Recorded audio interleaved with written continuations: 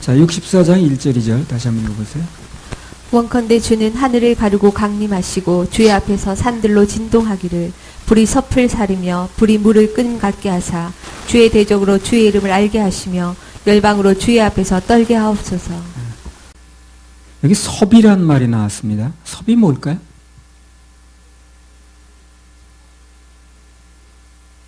어떻게 표현하면 저기 섭이란 말 좀 잘 안 쓰는데 뭐 마른 나무, 마른 잎 뭐 이 정도로 해석하면 되겠습니다. 섭. 원컨대 주는 하늘을 가르고 강림하시고 주의 앞에서 산들로 진동하기를 불이 섭을 사르며 불이 물을 끓임 같게 하사 주의 대적으로 주의 이름을 알게 하시며 열방으로 주의 앞에서 떨게 하옵소서. 여기서 말하는 요점은 뭐냐면요, 최후의 해결은 우리 주님께서 강림하셔서 강력하게 일하시는 수밖에 없다는 겁니다. 그게 해결 방법이라는 거예요. 그거요, 누누이 강조하는 거예요. 결국은 이러쿵저러쿵 해도 하나님이 임하셔서 일하셔야만 해결된다. 주님이 임하시면, 그래서 일하시면 어떤 문제가 됐든 싹 해결입니다. 주의 이름이 뭔가를 알게 되면 대적은 꼼짝도 못해요. 우리는 계속해서 주의 이름을 들이대고 주의 이름을 믿고 그 이름을 확실하게 전해야 돼요. 아들을 낳으리니 그 이름을 예수라 하라. 이는 그가 자기 백성을 저희 죄에서 구원할 자이심이라 하니라. 예수 이름 뜻은 자기 백성을 저희 죄에서 구원한다는 뜻입니다. 예수 이름 믿으면 죄에서 구원이 돼야 되는 겁니다. 그래서 그 이름 뜻만 정확하게 전달되면, 그래서 이름 뜻이 믿어지는 사람에게는 사단이 더 이상 건드릴까요? 못 건드릴까요? 못 건드립니다. 그 이름 뜻이 분명히 믿어져 가지고 구원을 받은 사람은 사단은 더 이상 그 사람 건드리지 못해요. 아직 그 이름 뜻이 안 믿어지는 사람만 건드리는 거예요. 그러니까 사단은 자꾸 30년 40년 다녀도 그 이름 뜻을 모르게 하는 거예요. 예수라는 이름 뜻 속에 구원이 있다는 거, 죄에서 사함받게 하는 능력이 있다는 거, 그걸 자꾸 모르게 하는 거예요. 그렇게 주여 주여 부르면서도. 아마 모든 대한민국 교회가 예수의 이름 뜻만 분명히 알아도, 예수의 이름 뜻이 무엇인가 하는 것만 분명히 믿어져도 아마 이렇지는 않을 겁니다. 달라질 거예요. 예수 믿는다고 하는 이름 뜻도 몰라. 그 이름 뜻 속에 뭐가 있는지 모르는 거예요. 예수 믿는다는 게 뭘 믿는 건지 모르는 거예요. 3절 4절 다시 읽어보세요. 주께서 강림하사 우리의 생각 밖에 두려운 일을 행하시던 그때에 산들이 주의 앞에서 진동하여 싸우니 주 외에는 자기를 앙망하는 자를 위하여 이런 일을 행한 신을 예로부터 들은 자도 없고 귀로 깨달은 자도 없고 눈으로 본 자도 없었나이다. 예, 주께서 강림하사 우리 생각 밖에 두려운 일을 행하시던 그때에 산들이 주의 앞에서 진동하여 싸우니 그랬거든요. 주 외에는 자기를 앙망하는 자를 위하여 이런 일을 행한 신을 예로부터 들은 자도 없고 귀로 깨달은 자도 없고 눈으로 본 자도 없었나이다. 그러니까 뭡니까? 한마디로 말하면 주만 바라보면 상상 초월의 역사가 일어난다. 상상 초월. 한번 해보세요. 상상 초월. 참, 이 앞으로 어떤 상상 초월의 역사가 일어날는지 우리 기대해 보십시다. 주님 안에선 그래요. 우리 쳐다볼 때는 아무것도 일어날 일이 없지만 그러나 주님 안에선 상상 초월의 역사입니다. 어떤 일이 예비되어 있는지, 어떤 일이 일어날는지 정말 아주 기대가 많습니다. 우리를 바라보지 마시고 주님 바라봐야 돼요. 하나님께서 늘 우리의 생각 밖에서 일을 하시거든. 우리 생각에는 그거 될 리가 없어, 안 돼, 뻔한 거야 하지만, 그러나 하나님은 우리 생각 밖에서 일을 하십니다. 그래서 언제나 상상 초월해. 우리 생각 밖에서 일하니까. 그래서 오늘도 기대하시고 이번 주도 기대하시고 또 올해도 기대하시고 주님께서 무슨 일을 벌이실는지, 어떻게 누구를 연결하실는지, 어떻게 엄청난 것을 우리에게 쏟아부어 주실는지, 그건 상상 초월입니다. 하나님 자꾸 내 생각 속에 가둬놓으면 안 돼요. 그거는 아무것도 되는 일이 없어요. 나는 안 돼도 주님은 전혀 매이지 않고 상상 초월로 전능으로 역사하신다 하는 걸 믿어야 됩니다. 창세기 21장 5절에서 7절.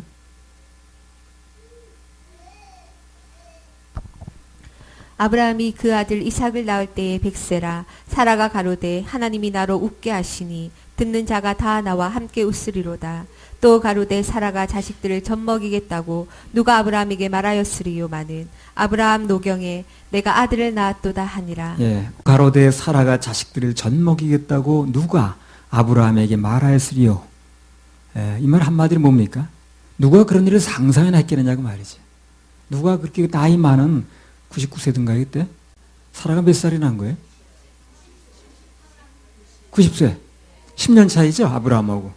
그러니까 90세나 된 할머니가 누가 아이 낳아서 젖먹이겠다고 상상이나 했겠냐는 거예요. 하나님 그거보다 더한 일도 할 수 있다는 거거든, 지금. 하나님의 역사는, 따라해서, 하나님의 역사는 상상을 초월합니다. 하나님의 역사는 상상을 초월해. 우리 믿는 건 그밖에 없어. 기대하는 건 그밖에 없어. 창세기 48장 10절에서 11절. 이스라엘의 눈이 나이로 인하여 어두워서 보지 못하더라. 요셉이 두 아들을 이끌어 아비 앞으로 나아가니 이스라엘이 그들에게 입맞추고 그들을 안고 요셉에게 이르되 내가 내 얼굴을 보리라고는 뜻하지 못하였더니 하나님이 내게 내 소생까지 보이셨도다. 예, 저기 보세요. 이미 13년 전에 죽은 아들입니다. 야곱에게는. 그 아들이 살아있다는 것도 놀랄 만한 일인데 그것도 애굽의 총리 대신이 돼가지고 야, 상상도 못할 일이 벌어진 거예요. 세상에 그런 일이. 세상에 이런 일이. 응?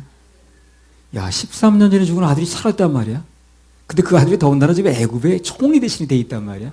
꿈 같은 얘기죠. 근데 그런 일이 벌어지는 거예요, 지금. 이 성경을 보면요. 정말 꿈 같은 일이 많아요. 90살 먹은 할머니가 아이 낳는 거. 그건 또 아무것도 아니야. 처녀가 아이 낳는 거. 그건 더 안 되는 거지. 하나님께서 일하시니까 그야말로 상상 초월의 역사가 일어났어요. 상상 초월, 상상 초월. 이거 무슨 일이 벌어질려나 보다. 그냥 상상 초월만 자꾸 말씀하시는 거예요. 출애굽기 15장 3절에서 11절. 여호와는 용사시니 여호와는 그의 이름이시로다. 그가 바로의 병거와 그 군대를 바다에 던지시니 그 택한 장관이 홍해에 잠겼고 큰 물이 그들을 덮으니 그들이 돌처럼 깊음에 내렸도다. 여호와여 주의 오른손이 권능으로 영광을 나타내시니이다. 여호와여 주의 오른손이 원수를 부수시니이다. 주께서 주의 큰 위엄으로 주를 거스르는 자를 엎으시나이다. 주께서 진노를 발하시니 그 진노가 그들을 초계같이 사르니이다. 주의 콧김에 물이 쌓이되 파도가 언덕같이 일어서고 큰 물이 바다 가운데 엉기니이다. 대적의 말이 내가 쫓아 미쳐 탈취물을 나누리라. 내가 그들로 인하여 내 마음을 채우리라. 내가 내 칼을 빼리니 내 손이 그들을 멸하리라 하였으나 주께서 주의 바람을 일으키심에 바다가 그들을 덮으니 그들이 흉룡한 물에 납같이 잠겼나이다. 여호와여 신중에 주와 같은 자 누구니까? 주와 같이 거룩함에 영광스러우며 찬송할 만한 위엄이 있으며 기이한 일을 행하는 자 누구니까? 한마디로 말하면 뭘 얘기를 하는가? 이런 상상 초월의 역사가 있을 수 있을까? 그 얘기하는 거예요. 그렇게 길게 얘기했습니다만 한마디로 말하면 이런 상상 초월의 역사가 있을 수 있냐? 홍해 물이 갈라지고 그 바닷속에서 길이 나가지고 건너리라는 거. 그걸 상상이나 했겠냐는 거예요. 근데 그런 일이 벌어졌다는 거거든. 하나님께는 그런 일들이 늘 있는 일이라는 거예요. 하나님이 하시는 일은요, 늘 기적이에요. 그래서 초적이라는 말을 쓰는 거예요. 늘 일상적인 일이야. 뭐 다니엘의 세 친구가 불 속에서 건져진 거, 사자굴에 던져졌는데 그냥 사자가 배는 고파도 그냥 입을 꽉 다물고 있는 거, 다 인간은 생각하기 어려운 겁니다. 그거. 상상 초월이 뭐든지 상상 초월이. 로마서 8장 18절.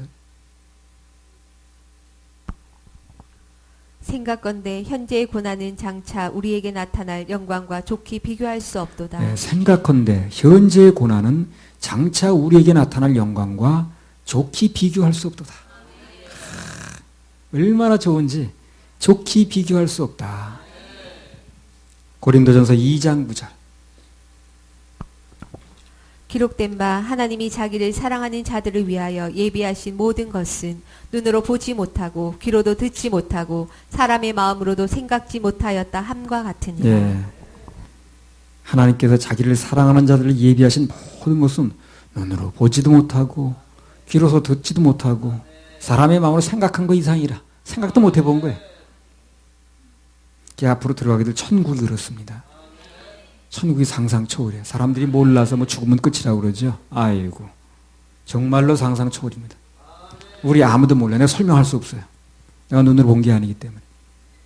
정말 상상 초월의 그 세계가 거기 있을 거예요. 그것을 우리 영원히 산다는 거예요. 자, 그것만 해도 우리는 너무 수지 맞은 거예요. 너무 수지 맞은 거예요. 자, 이사야 64장 5절 6절. 주께서 기쁘게 의를 행하는 자와 주의 길에서 주를 기억하는 자를 선대하시거늘 우리가 범죄함으로 주께서 진노하셨사오며 이 현상이 이미 오래 싸우니 우리가 어찌 구원을 얻을 수 있으리까. 대저 우리는 다 부정한 자 같아서 우리의 의는 다 더러운 옷 같으며 우리는 다 쇠폐함이 잎사귀 같으므로 우리의 죄악이 바람같이 우리를 몰아가나이다. 네. 자, 대저 우리는 다 부정한 자 같아서 우리의 의는 다 더러운 옷 같으며. 이 말 때문에 율법을 지켜가지고 우리가 무슨 선행을 하고 법을 안 어긴다는 게 이제 선행을 한다는 건데 법을 안 어겨가지고 지켜가지고 의를 이룰 수는 없다는 거죠. 그렇죠? 우리가 뭔가 이루려고 하는 것은 다 더러운 옷이니까. 해본들 누덕누덕 이제 그게 뭐냐면 각설이 옷이 돼요. 각설이 옷 알아요? 그냥. 그러니까 이 누덕누덕 갖다 기운 각설이 옷이 돼버리기 때문에 그 각설이 옷을 입고 천국잔치에 들어갈 수가 없는 거예요. 그래서 우리가 뭔가 내가 노력을 해서 뭔가 해보려고 해본들 그 분야에 뭔가 좀 되는 것 같아도 결국은 누덕누덕 기어진 옷이 되는 거고요. 나중에 보면 각설이 옷이 되는 거예요. 이게 그거 입고 들어갈 수가 없습니다. 완벽하게 가려진 옷 그걸 입어야 돼요. 각설이 옷 입고 들어가려고 지금 애를 쓰는 거예요. 그냥 뭐 하나 또 이것저것 할 적마다 누덕누덕 하나가 더 붙이는 거예요. 여기다가 더 각설이 옷 만드는 거예요. 그걸 그렇게 많이 배웠다는 사람이 그러고 있어요. 그래서. 원래 많이 배웠다는 사람이 속기 더 잘 속아. 그래서 우리 인간은 근본적으로 그런 걸 지켜가지고 더덕더덕 붙여가지고는 어려워질 수가 없습니다. 지키려고 할수록 누더기 옷이 되는 거예요, 그게. 율법이라는 게 원래 그런 거 하라고 준 게 아니거든. 죄를 드러내서 죄가 보였으면 씻을 수 있는 분한테 가라고 준 거거든. 생수 대신 생수를 씻으라고. 근데 그걸 그렇게 그냥 갖다 그냥 누더기 옷을 이제 붙들어 갖다 누더기 옷이라고 우리 의로운 하는 게 전부 누더기 옷이라고 했는데. 그래서 원리가 그렇기 때문에요. 예수님은 한 번도 사람들이 무슨 개별 행위를 한 거 가지고 지적을 하시거나 비판을 하시거나 한 적이 없다고 그랬죠. 뭐 창녀를 했든 세리를 했든 그 당시에 막 비난받는 뭐 그런 세리가 됐든 아니면 뭐 아주 강도가 됐든 가늠한 여자가 됐든 그 여자의 개별 행동을 예수님이 꾸짖는 게 아니에요. 너 왜 그 강도 짓을 했냐? 왜 이렇게 세리하고 먹고 살아서 그래? 그 많은 직업 중에서 너 왜 이렇게 간음을 했냐? 그렇게 정결하게 살아야지. 뭐 이런 식으로 해서 그 행위 자체를 꾸짖은 적이 없다고요. 한 번도 너희가 올바로 살지 왜 이렇게 세리짓하고 강도짓하고 간음하고 살았냐고 그렇게 꾸짖은 적이 없다는 겁니다. 그리고 또 예수님이 이 나쁜 짓 한 것들이 어디를 나한테 이제 감히 접근하고 난리야 좀 물러거라 그런 적도 없어요. 왜 그러냐면 어차피 인간이란 존재는 스스로 의롭게 할 수 없는 존재라는 걸 아는 거예요. 그걸 예수님이 아시는 겁니다. 그 성경에 보세요. 한 번도 그 사람 무슨 왜 강도짓 했냐고 왜 간음했냐고 너 왜 세리하고 살았냐고 그 꾸짖은 적이 없죠. 그걸 가지고 꾸짖는 적이 없어요. 예수님은요. 왜냐면 그거 하나 안 했다 해가지고 되는 게 아니기 때문에. 그 사람 세리 안 했다고 되는 게 아니거든. 간음 한 번 안 했다고 되는 게 아니에요. 강도짓 안 했다고 되는 게 아니에요. 다른 데 터지고 있으니까. 그 누더기 옷이니까. 그 누더기 옷 중에서 하나 안 꿰매 입었다고 되는 게 아니라고. 그런 걸 꾸짖은 적이 없다니까. 근데 사람들은 그걸 계속 얘기를 하는 거야. 조금 의롭게 살았다는 사람이나 조금 악하게 살았다는 사람이나 하나님께서 보실 때는 50보 100보예요. 이 누더기 옷 하나 더 붙이나 덜 붙이나 그 차이라. 누더기 옷은 마찬가지인 거예요. 그러니까 예수님은 그들의 행위가 바뀌기를 바라는 게 아니시고, 행위가 바뀌기를 바라신 게 아니고요. 신분이 바뀌길 바라는 거예요. 신분이. 행위를 바뀌길 바라는 게 아니라 그들 자체의 신분이 바뀌길 바라는 거예요. 신분이 바뀌면 행위도 바뀌는 거거든. 그렇죠? 이런 보세요. 평사원 하던 사람이 어느 사장이 됐어요. 신분이. 그러면 행동이 바뀌겠어요? 바뀌겠어요? 당연히 바뀌죠. 신분이 바뀌면 행위도 바뀌는 거예요. 그래서 그 사원 하던 사람이 사장 되면은 그 사원 행동을 하겠어요. 그 사람이. 먹는 것도 달라지고 벌써 걷는 폼도 달라지지. 신분이 바뀌면 행동이 달라지는 거예요.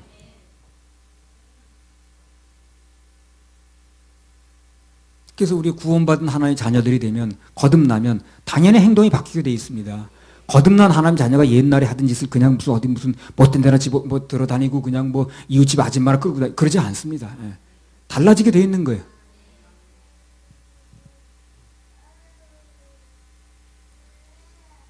회개라는 게 결국 사람들이 말하는 회개는 행위를 바꾸라는 거거든요. 그렇죠?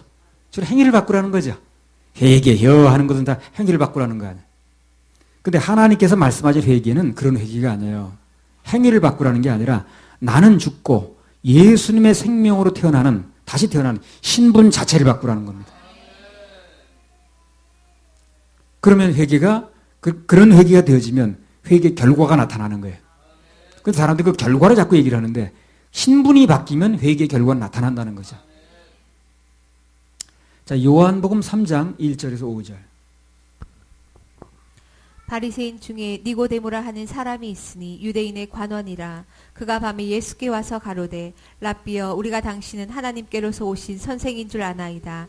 하나님이 함께 하시지 아니하시면 당신의 행하시는 이 표적을 아무라도 할 수 없음이니이다. 예수께서 대답하여 가라사대 진실로 진실로 내게 이르노니 사람이 거듭나지 아니하면 하나님 나라를 볼 수 없느니라. 니고데모가 가로되 사람이 늙으면 어떻게 날 수 있삼나이까? 두 번째 모태에 들어갔다가 날 수 있삼나이까? 예수께서 대답하시되 진실로 진실로 내게 이르노니 사람이 물과 성령으로 나지 아니하면 하나님 나라에 들어갈 수 없느니라. 예. 여기 니고데모라는 사람이 나왔습니다. 니고데모. 이 니고데모라는 사람이 이름 뜻이 뭐냐면 니고란 말이에요. 니고데모가 이제 합성어예요. 그게. 그 니고란 뜻이 뭐냐면 아주 고귀하다. 아니면 월등하다. 탁월하다. 그런 뜻입니다. 니고가. 아주 좋은 뜻을 갖다 붙인 거예요. 이 사람이. 데모는 뭡니까? 데모크라시. 데모크라시 민주란 뜻이죠. 민주. 민주, 민중 그런 뜻. 한마디로 말하면 니고데모라는 이런 뜻이 뭐냐면 고귀한 민중, 고귀한 민중, 고귀한 국민, 그렇게 말해야 되나? 그런 뜻이에요. 근데 예수님은 그가 아무리 고귀해도 그거 가지고는 안 된다는 거예요. 그거 가지고 안 된다는 거예요. 네가 아무리 고귀해도, 아무리 고결해도 그거 가지고는 안 돼. 거듭나야 돼. 네 그 고귀한 생명 가지고 있어. 그거 가지고 안 된다는 거예요. 그러니까 니고데모 가지고는 안 된다고 얘기를 하는 거예요. 거듭나야 아무리 고귀한 생명을 가지고 있는 고결한 니고데모를 할지라도 거듭나야 하늘나라에 들어간다는 겁니다. 아유, 좀 찾아와도 그런 뜻의 이름 가진 사람이 찾아오는지 모르겠어 또. 진짜 신기하게 맞춤복이야 그거. 그렇잖아요. 어디 찾아와도 그런 사람 또 그런 이름의 뜻이 찾아오냐고 그랬어요. 그러니까 정말 이게 고귀하고 고결하고 월등하고 그런 이름을 가진 사람이 할지라도 그런 인간이라 할지라도 그 가지고는 안 된다는 거예요. 거듭나야 된다는 거예요. 그래서 맞춤복이에요. 참 신기해. 어쩌면 그런 이름의 뜻을 가진 사람이 찾아오는지. 사도행전 15장 1절에서 11절. 어떤 사람들이 유대로부터 내려와서 형제들을 가르치되 너희가 모세의 법대로 할례를 받지 아니하면 능히 구원을 얻지 못하리라 하니 바울과 바나바와 저희 사이에 적지 아니한 다툼과 변론이 일어난지라. 형제들이 이 문제에 대하여 바울과 바나바와 그 중에 몇 사람을 예루살렘에 있는 사도와 장로들에게 보내기로 작정하니라. 저희가 교회의 전송을 받고 베니게와 사마리아로 다녀가며 이방인들의 죽게 돌아온 일을 말하며 형제들을 다 크게 기쁘게 하더라. 예루살렘에 이르러 교회와 사도와 장로들에게 영접을 받고 하나님이 자기들과 함께 계셔 행하신 모든 일을 말하며 바리새파 중에 믿는 어떤 사람들이 일어나 말하되 이방인에게 할례 주고 모세 율법을 지키라 명하는 것이 마땅하다 하니라. 사도와 장로들이 이 일을 의논하러 모여 많은 변론이 있으니에 베드로가 일어나 말하되 형제들아 너희도 알거니와 하나님이 이방인들로 내 입에서 복음의 말씀을 들어 믿게 하시려고 오래전부터 너희 가운데서 나를 택하시고 또 마음을 아시는 하나님이 우리에게와 같이 저희에게도 성령을 주어 증거하시고 믿음으로 저희 마음을 깨끗이 하사 저희나 우리나 분간치 아니하셨느니라. 그런데 지금 너희가 어찌하여 하나님을 시험하여 우리 조상과 우리도 능치 매지 못하던 멍에를 제자들의 목에 두려느냐. 우리가 저희와 동일하게 주 예수의 은혜로 구원받는 줄을 믿노라 하니라. 예, 여기 이 장면이 무슨 장면이냐면 한 2000년 전에, 약 한 2000년 전에 예루살렘에서 회의하는 모습을 적어놨어요. 여기요. 자, 11절만 다시 읽어보세요. 우리가 저희와 동일하게 주 예수의 은혜로 구원받는 줄을 믿노라 하니라. 그래, 바리새파 유대인들이 뭘 지켜서 한다고 그러거든 지금. 결론이 어떻게 났습니까? 우리가 저희와 동일하게 주 예수 그리스도의 은혜로 구원받는 것으로 구원받는 줄을 믿노라 그랬죠. 근데 율법을 지켜서 구원을 받느냐, 아니면 구원이 전적으로 예수님의 십자가의 공로로 인한 은혜로 되느냐 하는 것이 언제 결론이 난 거예요? 이미 2000년 전에 결론이 난 거예요. 2000년 전에 결론이 났다니까요. 여기 나오잖아요. 우리가 저희와 동일하게 주 예수의 은혜로 구원받는 줄을 믿노라 그러잖아요. 그러니까 이미 2000년 전에 결론이 난 겁니다. 근데 지금까지도 그 결론 난 걸 가지고 지금까지도 그냥 그렇게 왈가왈부하는 사람들이 있는 게 난 무슨 얘기인지 모르겠어요. 2000년 전에 결론이 난 얘기를. 그렇죠. 결론이 났죠, 분명히. 근데 아직도 그것에 대해서 이의를 걸고 갑론을박한다면 그 사람이 바로 현대판 바리새인이라, 그게. 시대에 뒤지는 사람이고. 목사님이 이 암흑의 장로한테 지금 죽어도 천국 갈 수 있냐고 질문했잖아요. 그러면 그 사람이 뭐 장로한테 그런 질문하다니 무리하다 그랬죠. 무리하게 말해. 그러면서 자살죄는 여전히 지옥 간다고 그러는 거예요, 그 사람이. 그러니까 자살죄를 안 지어야 천국 가는 거지. 그 죄를 짓고 무슨 천국 간다고 그러는 거야. 그 얘기거든, 지금. 6계명을 지켜야 구원받는다는 것 같은 말이죠, 그게. 그러니까 간단히 말하면 율법 지켜야 구원받는다, 그 얘기예요. 무리하게 그런 거 말한다고 하는 사람이.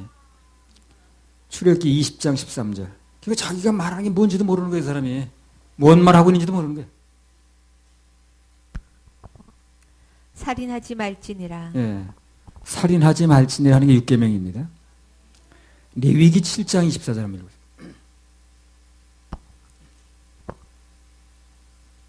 스스로 죽은 것의 기름이나 짐승에게 찢긴 것의 기름은 달리는 쓰려니와 결단코 먹지 말지니라. 예.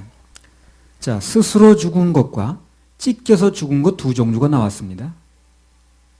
스스로 죽은 것은 뭐요? 자살이겠죠. 찢겨서 죽은 것 누군가에 의해서 죽었으니까 타살이죠. 예.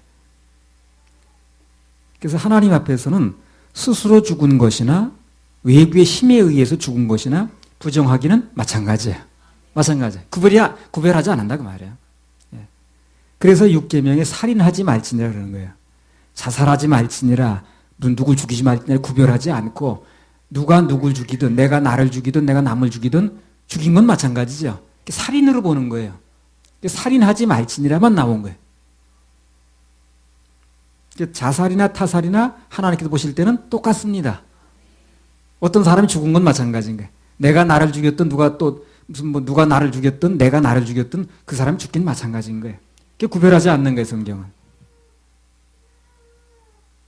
하나님 보시기에는 어느 생명이 침해된 건 마찬가지거든.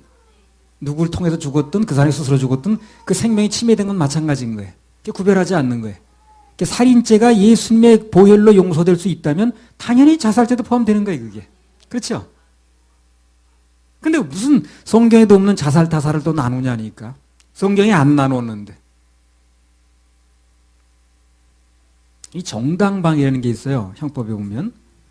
정당방위가 뭐냐면, 어떤 정당하게 인정될 만한 사유가 있을 때 나를 방어하기 위해서 상대를 죽일 수가 있습니다. 예를 들면 강도가 들어와서 그냥 나를 칼로 찌르려고 하는데, 아니면 내 가족 누굴 칼로 찌르려고 할 때 놔두면 죽이는 거예요. 그래서 내가 그 방어하기 위해서 뭘 들어가지고 그 사람 죽였다. 그럼 생명이 하나 죽었죠. 그래도 내 생명을 지키기 위해서 정당방위로 그 생명을 죽였다 그러면 법이 책임을 묻지 않는다는 거죠. 왜 그렇습니까?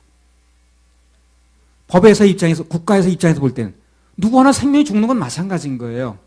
이 생명이 죽든 저 생명이 죽든 누구 하나 생명이 죽는 건 마찬가지이기 때문에 이 생명이 살기 위해서 저 생명이 죽든 간에 그것은 한 명의 생명이 살아나는 건 마찬가지인 거예요. 긴급避난도 마찬가지고. 배 두 사람이 배에 탔는데 풍랑 때문에 배가 뒤집히게 생겼어. 한 사람은 물에 빠져야 돼.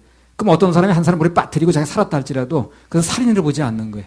국가에서 볼 때 어차피 한 사람 죽는 거니까. 그래서 하나님께서 보실 때는 누가 누굴 죽였든 내가 나를 죽였든 간에 똑같이 살인이에요. 하나 생명이 없어지는 건 마찬가지인 거예요. 구별하지 않아요. 그래서. 근데 이상하게 사단은 그걸 구별을 하는 거예요. 그래가지고 뭐 살인죄는 다 용서받을 수 있지만 자살죄는 것도 아니래네. 그 성경 어디 그런 말이 나오지도 않았는데. 하나님께서 보실 때는 자살이나 타살이나 어느 생명이 침해된 건 마찬가지이기 때문에 굳이 구별을 안 하십니다. 자살, 타살을 구별하는 것은 그 사단의 속임수예요. 살인죄가 예수님의 보혈로, 십자가 보혈로 그분의 은혜로 용서될 수가 있다고 한다면 자살때도 마찬가지로 십자가 보혈로 용서가 될 수 있습니다. 하나님 보실 때는 다 같이 똑같이 살인죄예요, 그게. 그래서 만약에 하나님께서 살인죄는 절대 용서가 안 된다. 그랬으면 자살죄도 포함되는 거예요. 그러니까 살인죄도 용서가 되죠. 뭘 보고? 십자가 강도가 용서받았잖아요. 그 사람 강도 살인한 사람인데 용서받았지 않습니까? 그러니까 살인죄가 용서된다면 거기에 포함된 자살죄도 똑같이 살인이기 때문에 용서가 된다는 얘기를. 근데 이것을 지으라고 얘기를 하는 게 아니고 그것에 대한 믿음을 얘기를 하는 거거든. 자살죄를 지으려는 게 아니고 죄를 지으라고 권장하는 목사가 어디 있겠어요? 여기서 말하는 중요한 것은 뭐냐면 모든 죄는 십자가에서 해결됐다는 믿음이 중요하다는 얘기를 하는 거예요. 믿음이. 왜? 믿음으로 구원받는 거니까. 그래서 아무튼 간에 누가 됐든 간에 법을 지켜서 의롭게 되려고 하는 사람은 불가능합니다. 그러니까 누더기 옷만 만들고 있는 거예요. 각설이 옷만 만들고 있는 거예요. 그 옷 입고는 천국 들어갈 수 없습니다. 타살죄든 자살죄든 율법 가지고는 안 되고 모든 죄는 예수님의 보혈로 용서받을 수 있다는 거예요. 결론은 그겁니다. 네. 결론은 뭡니까? 오직 예수. 오직 예수. 오직 예수. 오직 예수. 오직 예수. 갈라디아서 2장 21절. 내가 하나님의 은혜를 피하지 아니하노니 만일 의롭게 되는 것이 율법으로 말미암으면 그리스도께서 헛되이 죽으셨느니라. 그래 내가 의롭게 되는 게 뭘 지키고 안 지켜서 율법으로 의롭게 된다 그러면 예수님이 헛되이 죽으셨다는 거예요. 그럼 뭘 지켜서 그 죄를 안 져야만 되는 거야. 그렇게 그래야 구원 받는 거야. 그래야 지옥 가지 않는 거야. 그렇게 주장하고 있다고 한다면 그 사람이 장로든 누구든 간에 예수님의 죽음을 어떻게 하는 거예요? 헛된 죽음으로 만들고 있는 거예요. 그렇지 않습니까? 그게 보통 일이냐고. 명색이 장로라는 사람이, 명색이 무슨 목사라는 사람이 예수님의 죽음을 헛된 죽음으로 만들고 있다니까 그래. 자, 갈라디아서 5장 3절 4절. 내가 할례를 받는 각 사람에게 다시 증거하노니 그는 율법 전체를 행할 의무를 가진 자라. 율법 안에서 의롭다함을 얻으려 하는 너희는 그리스도에게서 끊어지고 은혜에서 떨어진 자로다. 네. 우리 이제 조 사모님이 사역복을 하는 중에 데살로니가전서 4장 1절 8절을 이제 설교를 했답니다. 설교를 하면서 이제 그러니까 거룩하게 살아야 된다 이렇게 강조를 하더라는 거예요. 그분이 강조했다는 구절 한번 읽어보겠습니다. 데살로니가전서 4장 1절에서 8절 다 집에서 나온 얘기예요. 나는 없는 얘기는 하지 않습니다. 2008년도 먹어봤던 뭐 2009년에 먹었던 하여튼 자우지간 있는 얘기하는 거지. 읽어보세요. 정말로 형제들아 우리가 주 예수 안에서 너희에게 구하고 권면하노니 너희가 마땅히 어떻게 행하며 하나님께 기쁘시게 할 것을 우리에게 받았으니 곧 너희 행하는 바라 더욱 많이 힘쓰라. 우리가 주 예수로 말미암아 너희에게 무슨 명령으로 준 것을 너희가 아느니라. 하나님의 뜻은 이것이니 너희의 거룩함이라 곧 음란을 버리고 각각 거룩함과 존귀함으로 자기의 안에 취할 줄을 알고 하나님을 모르는 이방인과 같이 생욕을 쫓지 말고 이 일의 분수를 넘어서 형제를 해하지 말라. 이는 우리가 너희에게 미리 말하고 증거한 것과 같이 이 모든 일에 주께서 신원하여 주심이니라. 하나님이 우리를 부르심은 부정케 하심이 아니요 거룩케 하심이니 그러므로 저버리는 자는 사람을 저버림이 아니요 너희에게 그의 성령을 주신 하나님을 저버림이니라. 자, 성경을 읽을 때 여러분요, 중요한 게 하나 있습니다. 해석상. 이 성경 말씀에 편지제고요. 편지면 수신인이 있겠죠. 그래요. 편지는 발신이 있으면 수신이 있잖아요. 이 수신이 어떤 상태의 사람들을 수신으로 보는 것인가, 이게 중요합니다. 그러니까 여기 데살로니가 교회에 쓴 편지는요, 구원받은 사람을 상대로 쓴 편지라 이게. 수신인도 당연히 구원받은 걸 전제로 얘기를 하는 거예요, 지금요. 근데 이 사람들 전부 구원 못 받은 사람으로 봐가지고 이렇게 열심히 해야 돼. 이런 일을 안 저질러야 돼. 부정하게 살면 안 돼. 거룩하게 살아야 돼. 그래서 구원을 받는 거예요. 이러면 해석 자체가 근본적으로 잘못된 거예요, 지금요. 그래서 이 데살로니가 전서라든가 후서라든가 여기 데살로니가 교회를 상대로 쓴 건데 여기는 전부 일단 구원을 받은 사람을 전제로 쓰는 거예요. 그래서 여기에 나오는 구절은 우리 구원받은 사람들이 삶을 향상시키는, 변화시키는 이런 이제 잘하는 이제 성장이라고 그러죠, 성장. 성장에 관한 얘기를 하는 것입니다. 이걸 해가지고 구원받는다고 얘기를 해버리니까 잘못된 해석이 돼버리는 거예요. 그러니까 알만한 사람들이 이렇게 해석을 하더라고. 많이 배웠다는 사람들이. 편지는 수신이 있고 발신이 있고 수신이 있는데 이 수신인이 누군지는 몰라요. 그래서 여기 1절에 많이 심쓰란 말이 나오는 건 맞습니다. 그리고 음란을 버리고 색욕을 쫓지 말고 분수를 넘어서 형제를 해하지 말고 등등 뭔가를 하라고 하는 말이 나오는 것도 맞다니까요. 그러나 이것은 그렇게 해서 구원받으라는 얘기가 아니라는 거예요. 구원받은 사람이 삶에 관한 얘기를 하는 거예요. 그런데 이걸 이렇게 해가지고 구원을 받아야 된다 이래버리면 얘기가 전혀 다른 얘기가 돼버리는 거예요. 이 수신이 누군지도 모르는 거예요.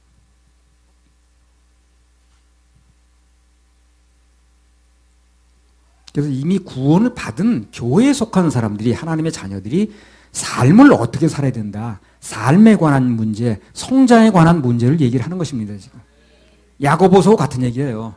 야고보서는 어떻습니까? 형제 자매를 상대로 하는 거죠. 그것도 구원받은 형제 자매를 상대로 하는 거예요. 그걸 그냥 구원받은 그 형제 자매들이 이렇게 살아야 된다는 얘기를 하는 건데, 그러니까 행함이 없으면 죽은 믿음이야, 그냥 구원 못 받은 거야, 또 이렇게 몰고 나가 버리네.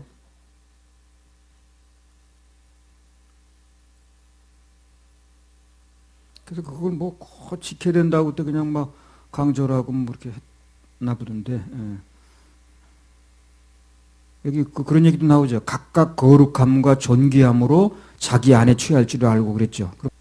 그러니까 한마디로 뭘 지켜가지고 그거 가지고 구원받을 수 없어요. 예. 은혜로 되는 겁니다. 다 같이 오직 은혜, 오직 은혜, 오직 은혜, 오직 은혜로 되는 거예요. 이사야 64장 7절. 주의 이름을 부르는 자가 없으며 스스로 분발하여 주를 붙잡는 자가 없사오니 이는 주께서 우리에게 얼굴을 숨기시며 우리의 죄악을 인하여 우리로 소멸되게 하셨음이니이다. 예, 이게 죄라는 것은요, 소멸되는 효과, 즉 죽는 결과를 가져옵니다. 예. 특히 이 죄를 지으면요, 아주 뚜렷하게 나타나는 현상 중에 하나가 뭐냐면 내 마음속에 말씀이 죽어요. 말씀이 없어 죽는 게 아닙니다. 내 마음속에 역사가 전혀 안 일어납니다. 창세기 2장 17절. 선악을 알게 하는 나무의 실과는 먹지 말라. 내가 먹는 날에는 정령 죽으리라 하시니라. 그래요. 그래서 하나님께서 말씀하시기를 선악을 알게 하는 나무의 열매를 먹으면 반드시 죽는다고 그랬죠. 그 말씀의 뜻이 뭐냐면 눈앞에 육신이 바로 죽는 걸 얘기를 하는 게 아닌 거예요. 실제로 그걸 먹고 나서 육신이 살았죠. 거의 1000년 더 살았죠. 그러니까 육신이 금방 죽는 걸 얘기하는 게 아니라 이 말씀의 본 뜻은 선악을 알게 하는 나무의 열매를 먹으면 그 마음속에 있던 하나님의 말씀이 죽는다는 거죠. 쉽게 말해서 먹지 말라는 내 말을 어기고 너희가 그것을 먹는 순간에 내 마음속에 내 말이 없어진다는 거예요. 그 말이 있어 역사가 일어나는 건데. 말씀이 생명인데 말씀이 없으니까 시간 문제일 뿐이지 결국은 죽는 거예요. 그래서 이 사단은 이제 인간의 마음속에 그 말씀이 없어지는 건데 그것이 육신이 죽는 것을 속여버렸어. 그러니까 그렇게 하고도 안 죽거든 그냥 눈에는 그냥 괜찮은 줄 아는 거예요. 실제로는 말씀이 죽는 거예요. 말씀이 죽는다 내 속에 생명이 없어지는 거거든. 언젠가는 이제 또 죽는 거예요. 지금도 사람들이 육신은 살아있지만 자기의 마음속에 말씀이 죽었다는 그걸 모르는 거예요. 분명히 육신은 살아있어요. 그런데 그 마음속에 육신은 살아있는데 말씀이 죽어있는 거예요. 전혀 주장도 못하고 말씀을 통해서 역사도 안 일어나고 그 말씀을 통해서 생명이 전달도 안 되는 거예요. 내 마음속에 말씀이 죽으면 역사를 안 하면 환경도 형편도 결국은 다 죽습니다. 그러나 어떤 경우에도 내 마음속에 하나님 말씀이 살아있으면 그럼 결국은 다 살아요. 예. 말씀만 살아있으면 환경도 살고 형편도 살고 다 열리게 되어 있습니다. 내 마음속에 말씀이 살아있어야 됩니다. 이사야 64장 8절 나도 그러나 여호와여 주는 우리의 아버지시니이다. 우리는 진흙이요 주는 토기장이시니 우리는 다 주의 손으로 지으신 것이라. 예, 그래서 우리는 그저 그분이 지으신 거니까 그분이 우리를 계속해서 만들어 가시도록 빚어 가시도록 맡기기만 하면 되는 거예요. 예. 그릇이 더러워지면 만든 분이 닦겠지 뭘 그래. 예. 그릇이 자기가 갖다 막 비벼서 닦는 거예요. 그건 아니죠. 예. 어디 가서 뭐 자기가 비벼대면서 닦게? 그건 아니잖아요. 그래서 허물만한 베드로, 꾀쟁이 야곱, 그런 사람들 다 빚어서 쓰셨던 주님께서 우리도 주님의 사명자로 빚어서 쓰시는 겁니다. 맡기면 돼요. 내가 부족하든 말든 관계없어. 주님이 쓰시려고 하면 다 만들어서 쓰셔요. 빚어서 쓰십니다. 64장 9절 여호와여 과히 분노하지 마옵시며 죄악을 영영히 기억하지 마옵소서. 구하오니 보시옵소서 보시옵소서. 우리는 다 주의 백성이니이다. 자 보세요. 결국 우리 죄는 어떻습니까? 그분이 기억하지 않아야 되는 거죠. 그렇게 기도하는 거예요. 그분이 기억하지 않아야 되는 거지 내가 뭘 하고 안에서 해결되는 게 아니라는 거예요. 아주 명백하게 얘기를 하는 겁니다. 지금. 이 성경을 한 구절 한 구절 보면 너무 분명해. 두리뭉실한 게 없어요. 너무 분명해. 결국 우리 죄는 그분이 기억하지 않아야 되는 거예요. 내가 뭘 하고 안에서 해결되는 게 아니라니까요. 성경은 분명하게 말씀하고 계시는데 눈먼 소경이라 뻔히 기록되어 있는데도 못 보는 거죠. 소경이 소경을 인도하는 게 둘 다 구덩이에 빠지는 거예요. 그 구덩이가 어디라고 그랬습니까? 지옥 구덩이. 히브리서 10장 15절에서 18절 또한 성령이 우리에게 증거하시되 주께서 가라사대 그날 후로는 저희와 세울 언약이 이것이라 하시고 내 법을 저희 마음에 두고 저희 생각에 기록하리라 하신 후에 또 저희 죄와 저희 불법을 내가 다시 기억지 아니하리라 하셨으니 이것을 사하셨은즉 다시 죄를 위하여 제사 드릴 것이 없느니라. 자, 죄는 어떻게 해결됩니까? 저희 죄와 저희 불법을 내가 하나님께서 다시 기억지 않는 것 때문에 되는 거예요. 그러면 되는 거예요. 그것을 심판하실 분이 기억지 않는다니까. 그럼 되는 거 아니겠어요? 그럼 내가 뭘 갖다 스스로 닦고 뭐 꾸미고 무슨 뭐 닦아내고 그래서 되는 게 아니라 그 심판하실 수 있는 권한을 가진 분이 기억 안 하면 되는 거예요. 또 저희 죄와 저희 불법을 내가 다시 기억지 아니하리라 하셨으니. 그래서 우리가 구원을 받고 난 다음에도 여전히 전에 지은 죄가 기억이 날 수가 있습니다. 그렇겠죠? 날 수 있죠? 근데 내가 기억하는 게 중요한 게 아니라 주님이 기억을 안 하면 된다는 거예요. 내가 병 걸려서 치료받았어. 그 병 걸렸던 기억이 있어요? 당연히 있죠. 당연히 있죠. 내가 병원에 걸려서 치료받았다 할지라도 그 병 걸렸던 기억이 당연히 있잖아요. 그럼 분명한 것은 뭡니까? 지금 내가 나았다는 거 아니에요. 그게 중요한 거 아니겠어요? 그래서 우리가 죄를 지은 기억이 있지만 그러나 중요한 것은 그분이 기억을 안 한다는 거예요. 이게 중요하다는 거예요. 그래서 되는 거예요. 근데 그분이 기억이 안 한다는데 뭘 자꾸 내 쪽에서 그걸 자꾸 그냥 막 뭘 더 닦아야 된다는 그걸 해서 된다는 대로 안 된다는 둥 그거 웃기는 거 아니야 그거? 예.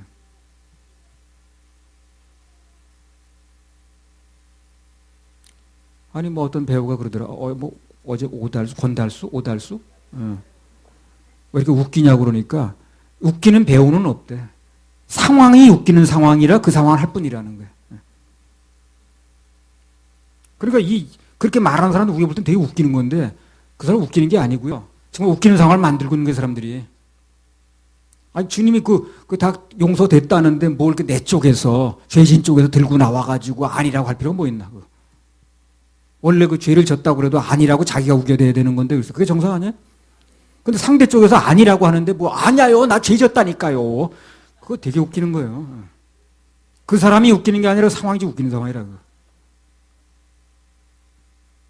그러다 보니까 웃기는 장로도 많고 웃기는 목사도 많은 거예요. 아니, 상대가 죄를 졌다래도 아니라고, 나 그런 죄 진짜 없다고 빠져나가는 게 그게 맞는 건데, 상대가 심판을 안 한다고 잊어버리겠다는데도 왜 잊어버려? 왜 잊어버리긴? 나 그 작년 여름에 이런 죄 졌는데 자기가 들고 나오네. 그거 되게 웃기는 거 아니야? 근데 그 사람 웃기는 게 아니야, 지금요. 자기가 웃기려고 그러는 게 아니에요. 상황이 웃기는 상황이 돼버린 거예요. 히브리서 10장 18절. 이것을 사하셨은즉 다시 죄를 위하여 제사 드릴 것이 없느니라. 예. 그래서 비록 나는 죄를 진 게 맞지만, 그런 죄를 물려받은 게 맞지만, 그러나 예수님께서, 중요한 건 그겁니다. 내가 중요한 게 아니라 예수님께서 십자가에서 내 죄를 그야말로 눈과 같이 깨끗하게 씻으셨다는 그 약속이 믿어질 때, 그때 내 죄가 씻어지는 겁니다. 내게 효과가 발휘하는 거예요. 우리 믿으면 되는 거예요, 그 말을. 안 믿고 자꾸 버팅길 게 아니라, 뭐가 죄가 씻어져야 나 있구만. 그게 중요한 게 아니지. 그럼 웃기는 상황을 만들지 말라고. 주님은 용서했다는데 내 쪽에서 왜 들고 나와가지고 죄를 들춰내는 그런 웃기는 상황을 만들면 안 되는 거예요. 주님이 우리 죄를 다 이미 용서하셨다는데 자꾸 내가 죄가 있다고 우겨대는 건 그 말씀을 무시하는 거거든. 더 나아가면 예수님의 보혈의 피의 효과를 부정하는 겁니다. 그게 정말 큰일 날 일이라는 거예요. 진짜 큰일은 그런 게 큰일이에요. 이사야 44장 22절.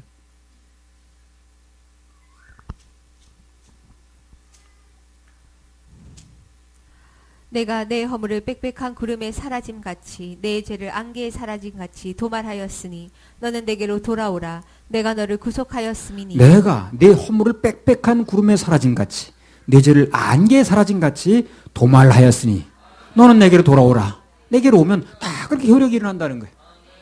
너를 내가 구속했다. 내가 너를 구원했다는 거 아니에요. 이렇게 분명하게 약속하시는데 왜 자꾸 내 쪽에서 들춰내가지고 죄를 가려주겠다는데 그거 웃기는 거 아니냐고. 세상에서 웃기는 일도 많아져.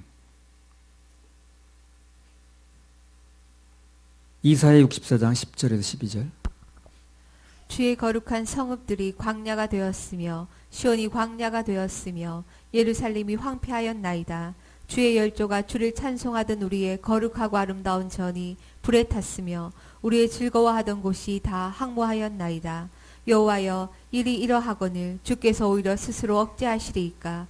주께서 오히려 잠잠하시고 우리로 심한 괴로움을 받게 하시리이까? 그래서요, 여기 본문에 나온 이런 사태가 오기 전에, 이런 사태가 벌어지기 전에 그분이 우리를 미리 알아서 징계하시고 연단하시는 자체가 참 감사한 겁니다. 이런 사태가 오기 전에 미리 연단하시고 미리 우리를 훈련하시고 징계하시는, 이게 참 감사한 거예요. 그래서 우리가 연단과 징계가 오면 감사해야 됩니다. 이런 막판에 몰리기 전에 하는 거니까. 히브리서 12장 8절 11절. 징계는 다 받는 것이오늘 너희에게 없으면 사생자요 참 아들이 아니니라. 또 우리 육체의 아버지가 우리를 징계하여도 공경하였거든 하물며 모든 영의 아버지께 더욱 복종하여 살려 하지 않겠느냐. 저희는 잠시 자기의 뜻대로 우리를 징계하였거니와 오직 하나님은 우리의 유익을 위하여 그의 거룩하심에 참여케 하시느니라. 무릇 징계가 당시에는 즐거워 보이지 않고 슬퍼 보이나 후에 그로 말미암아 연단한 자에게는 의의 평강한 열매를 맺나니. 자 보세요. 징계는 다 받는 것인데 만약에 너에게 징계가 없으면 사생자라고 그랬죠. 참 아들이 아니라는 거예요. 그러니까 하나님께서 징계와 연단을 통해서 더 큰 사건 벌어지기 전에 미리 해주신다면 감사한 겁니다.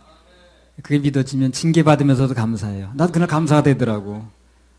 징계는 받으면서 놀래긴 했지만 이렇게 빨리 오셨나고 생각됐지만 그래도 감사하더라고. 6개월이고 1년이 묵히지 않고 하시는 게. 할렐루야. 우리 하나님께 박수 올려드려요.